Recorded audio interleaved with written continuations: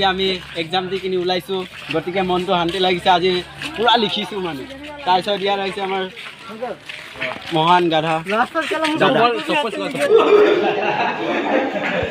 গতিকে আমাৰ ইয়াত বেলেগ কাম কৰা হয় কামটো মই এতিয়া মেনশ্যন নকৰোঁ এটা সাংঘাতিক ল'ৰা হয় এইটো চাই পাইছে আমাৰ জোনাই হাই ছেকেণ্ডেৰী অৱস্থা এনেকুৱা বস্তা পৰি আছে চিমেণ্টৰ গতিকে R C C building light চুৰ কৰি কৰাই দিওঁ আমি দুটা মানি ভঙা নাই বাৰু বেলেগে ভাঙিছে আৰু ভাল লাগিছে আমাৰ দাদা আপুনি পৰীক্ষা দি কেনেকুৱা লাগিলে ফাল্টু ফাল্টু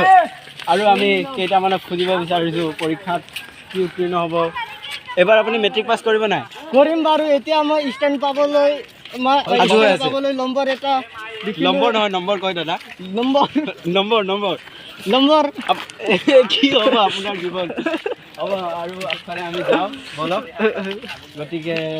ছোৱালীবিলাকৰ